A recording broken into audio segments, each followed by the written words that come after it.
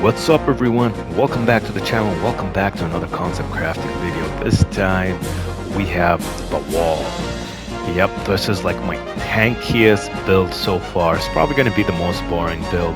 And we're going to jump in straight into the stats because the character, the way I am using him right now, he doesn't have the stats that I wanted for it. But I need to go run around and collect a bunch of larval tears so I can freaking respec as many times as I want. I got a bunch of them here that I haven't gotten, so I'm gonna go do that. However, I have tried out a bunch of builds using stats that are not really made for them, and they still perform pretty well, even though the stat spread was all over the place. The stat spread for this character is the same stats for the Rotten Radical, and we are an NG plus 6 with this guy, so keep that in mind. Anyways, Vigor was at 50. We're going to go over the stats that I'm actually using and the stats that I would actually use for the wall. Right now, these are the stats that I would use. I would have Vigor at 60, Mind at 15, Endurance at 40, Strength between 55 and 60, depending on whether or not you want to have Faith at 25 or 30. Dexterity is by default. Intelligence and Arcane are the same. Faith, if you reach 30, you can have Black Flames Protection, making you that much tankier. Or you can drop down to 25 and you will have Golden Bow only, which makes you tanky, deal a bit more damage, but I would go for 30 because the whole point of this is to become a wall, and we are an NG plus 6, so that would be great. Anyways, now that we're done with the stats, let's get into the items. I'm gonna cancel the rebirth here. We're not alarmed or afraid. Just stop talking to us and we'll be fine.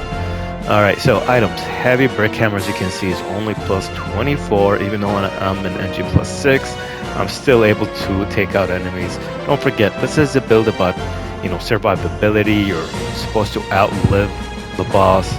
And it's not about dishing out damage.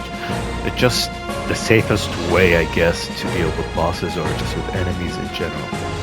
Anyways, moving on. Heavy fingerprint stone shield plus 25, and this heavy brick hammer has, of course, lion's claw because it does a lot of stagger damage, or it has a lot of potential to break the enemy stance. So much poise damage with it. And same thing here with the shield crash. Plus, if you use it against NPCs or the all-knowing, you can cause madness build up. Any of the NPCs, as in the invaders and all that. This, of course, it makes sense. We have some faith and strength, and that is exactly what this scales with. Now, this is the heaviest armor set that I currently have. I do have the body piece for this, but I don't like the way it looks. I like the way I look like this more with the Beast Champion armor. I may change this. As you can see right now, my vigor is at 50, my endurance is at 27. So I am at a heavy load. As you can see, I'm almost overloaded actually. And I'm using a bunch of things here to help me out. And even Radagon Sword Seal will not save me from being from a heavy load. Even with Bike's Dragon Ball, I've tried so hard. So we have to have endurance at 35 minimum, all the way up to 40 preferably, so you can wear even heavier armor. And you can see Lionel's gauntlets and his greaves and his helm. Of course, defenses here, more defenses. This allows us to wear all of our stuff, so this is kind of considered defensive. This just increases your HP, equip load, stamina, and a bit. So it's not that bad. But I think if we have 40 endurance, we might not need this, and we would switch this out with any of these here. 1, 2, 3, 4. And you can use this in the open world, I guess, if you're just running around and you're just getting hit by a bunch of random creatures that use just different types of damage types. And or the nice thing about this is you can go like this. All right, so you get a little boost to all of the elements except physical, and then if you're fighting something that does lots of fire damage, you can also equip this. So now you get a little boost here against fire resistance, and a huge boost here. So this is why I like this, is because you can equip it with this. You can have them both. And if, let's say this gives you 20% resistances towards fire, let's say for example, and this gives 5, now you have 25 together. So this alone is not that good, but when you combine it with other ones, it becomes great. Otherwise, we'd go back to the same way we were, of course. There we go. And yeah, stamina is very important here, so the green turtle talisman is always useful. And last but not least, our flask. Let's see, Alpine Heart here. Of course, we need to minimize damage as much as possible, so we use that. Of course, you can use anything else that's defensive as well. And the stone barb cracked here, that is if you want to go offensive and you want to break an enemy stance, that is like your main way, or the best way for you to get a lot of damage, because your normal hits are not going to deal that much damage. Your lion's claw might deal a bit of damage, but combined with this and, you know, just breaking the enemy stance and then getting in a critical hit, it's probably going to deal the most amount of damage. So that's about it. You barely use mana, so you should be fine. You'll be depending on shield crash most of the time, and your lion's claw. I mean, that's all you have. And for the spells, I'm not even going to go into it, because like I'm going to talk about it right here. I'm not going to go open the menu down there and show you all the spells and all the options, because this is all I personally would use. Don't forget, you can enchant your weapon, so any of the weapon enchants would work. Actually, I guess it would be better just to show you guys. I didn't want to, because like I wanted to save time, but the more I think about it, the better it is. Alright, so 1, 2, 3, of course your buffs right here. Beast of Vitality, Black Flame Protection, Golden Vow. Bike's Dragon Ball can be switched out. I was testing it out. You can go for this one, Electrify Armament. You can go for anything here that you like. Any of the enchants, Poison Armament. You can enchant your weapon, generally speaking, so keep that in mind.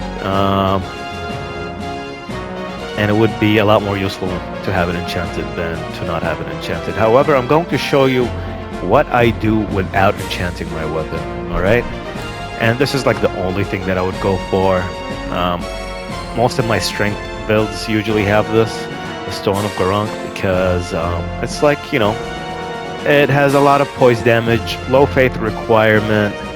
It's a pretty good, you know, attack to use if you don't have any spells to cast, you know, at enemies from a distance. Then this is great. And that's it.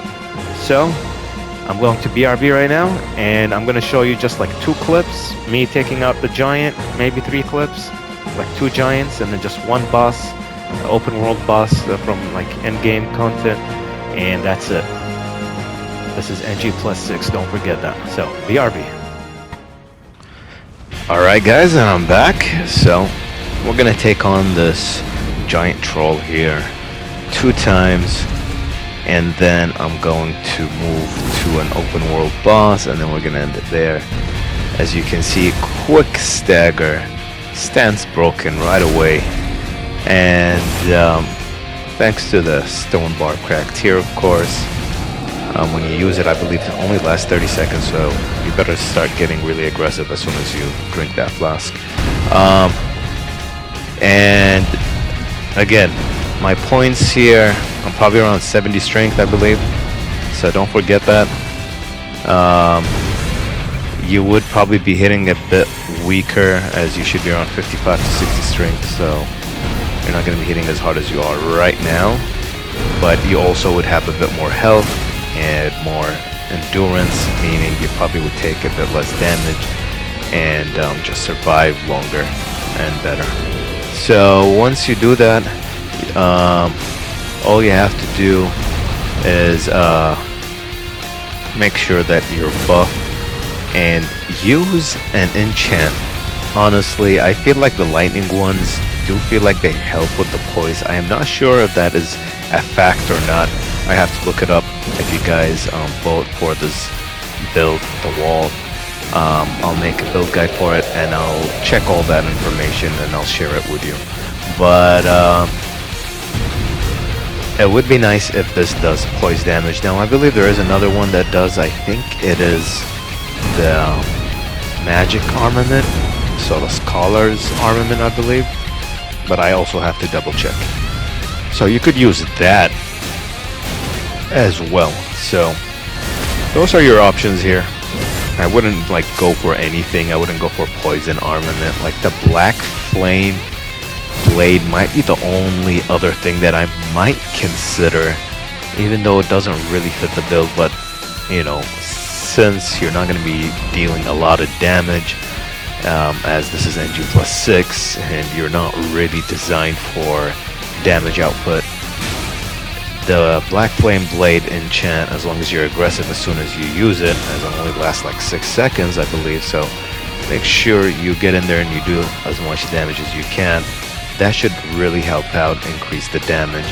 And as we can see from here, for now, I'm fighting these Knights Cavalry guys, and generally speaking, as long as you have your buffs up, none of these guys should be a real threat. And again, you have to approach fights usually a bit carefully. You're not there to deal damage, so these kind of battles might last long, but your chances of surviving are going to be pretty high, I would say, unless you haven't like played this game before or something. But this is NG +6, so you should be fine at this point. And do not forget, I am slow / fat rolling, whatever you want to call it here. If I had 40 endurance, I would not have this issue, and the fight would be much easier when it comes to my mobility, at least. And as for damage, you know, again, you're not really depending on your damage here. I mean, look at that. That was pretty good. Lion's Claw is like your damage dealer here. You can two-hand your weapon to get some extra damage if you'd like. And those are your only two options, really. I wouldn't depend on incantations or spells or any of that for damage. It just doesn't really make that much sense. This is just a pure, you know, defensive / a little bit of strength build. That's it. And as you can see here, that's massive damage when it comes to a critical hit. And this is what I love. This is when I use my shield crash, is when I knock them off the mount. You can sit there and just pretty much absorb all of their hits and get no damage. Your shield will be absorbing all of it. And it's just so much fun when you don't really have to predict what they're gonna do. You just have to make sure you time your shield crash. Because like you do take a second to cast it. That's about it. And Gorang's Beast Claw, as you saw, it did moderate damage. However, that would be like my AoE option. I mean, I don't know what else I would do if I'm surrounded by enemies. This is like the best one if you're doing a strength build, I would say. So it's an optional thing. You do not have to use it, but keep in mind that it is there. And as you can see, guys, it's not really dealing that much damage to me, even though he hit me quite a lot there. It still wasn't really a threat at any point. None of his hits were. And again, this guy should have a bit more defenses, a bit more health as well. So their attacks should be a little bit weaker.